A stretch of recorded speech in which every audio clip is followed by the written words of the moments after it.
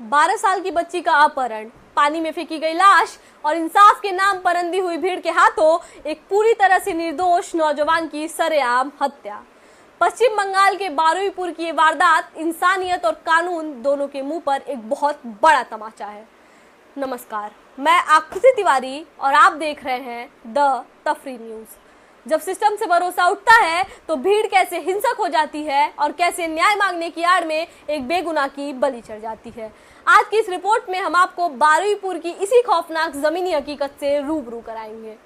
पश्चिम बंगाल के दक्षिण 24 परगना जिले का बारुईपुर इलाका उस वक्त दहल गया जब 4 जुलाई 2026 की शाम को एक 12 साल की स्कूली छात्रा अचानक लापता हो गई। परिवार ने रात 11:50 पर पुलिस में गुमशुदगी की एफआईआर दर्ज कराई। पुलिस ने जब सीसीटीवी की फुटेज खंगाली तो बच्ची को आखिरी बार प्रभास मंडल नामक एक शख्स के साथ जाते हुए देखा गया। अगले दिन 5 जुलाई की सुबह बच्ची का क्षत विक्षत शव घर से 1 किलोमीटर दूर एक तालाब में बोरे में बंद मिला। पोस्टमार्टम रिपोर्ट के तथ्य इतने अमानवीय हैं कि इन्हें सुनकर किसी की भी रूह कांप उठे। रिपोर्ट्स के अनुसार बच्ची के शरीर पर गंभीर चोटों और दांतों से काटे जाने के निशान थे, जो पाशविक यौवन उत्पीड़न की गवाही देते हैं। उसके सिर के पिछले हिस्से पर किसी भारी वस्तु से जोरदार प्रहार किया गया था। लेकिन फॉरेंसिक रिपोर्ट का सबसे विचलित करने वाला तथ्य यह है कि बच्ची के फेफड़ों में तालाब का गंदा पानी मिला है। इसका सीधा और खौफनाक अर्थ है कि जब उसे बोरे में डालकर पानी में फेंका गया तब उसकी सांसें चल रही थी, वो बच्ची जिंदा थी।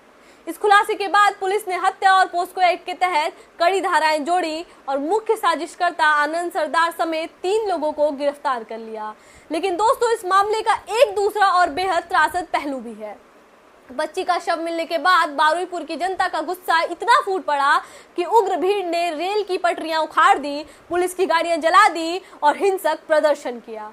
इसी अंधी भीड़ का हिस्सा इंसाफ के नाम पर इंद्रजीत नामक एक 26 वर्षीय स्थानीय युवक के शक के आधार पर पीट कर मार डाला।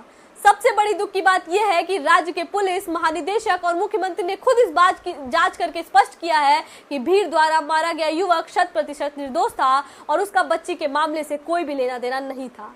जो भीड़ खुद को न्यायाधीश समझ रही थी, उसने असल में एक बेगुनाह को बलि चढ़ा दिया। इसी घटना ने पश्चिम बंगाल की राजनीति में भी भूचाल ला दिया है। मुख्यमंत्री ने पीड़ित के परिवार को दोषियों को फांसी की सजा सुनिश्चित करने का आश्वासन दिया है। वहीं विपक्षी दल टीएमसी की नेता ममता बनर्जी ने खुद को घर में नजरबंद किए जाने का आरोप लगाया है, जबकि उनकी पार्टी के नेताओं ने बारुईपुर में स्थानीय लोगों के भारी विरोध का सामना किया। राष्ट्रीय महिला आयोग ने भी इस पूरी प्रशासनिक विफलता और मॉब लॉन्चिंग पर पुलिस से विस्तृत रिपोर्ट की तलब की है। सोशल मीडिया और कंटेंट क्रिएटर्स ने इस मुद्दे पर जो डिजिटल दबाव बनाया, उसी का परिणाम है कि आज पूरा देश इस मामले पर जवाब मांग रहा है। बारुईपुर की ये घटना एक बहुत बड़ा सबक है। भीड़ का उन्माद कभी न्याय नहीं दे सकता, ये केवल एक बेकसूर की जान ले सकता है। असली न्याय तब मिलेगा जब पुलिस त्वरित और निष्पक्ष जांच करे और हमारी अदालत ऐसे अपराधियों को कड़ी सजा दे। द तफरी न्यूज हमारे समाज की हर सच्चाई को तथ्यों के साथ आपके पास लाते रहेंगे। आज की रिपोर्ट में बस इतना ही। अगर आपको हमारी ये पड़ताल पसंद आई तो चैनल को सब्सक्राइब जरूर करें।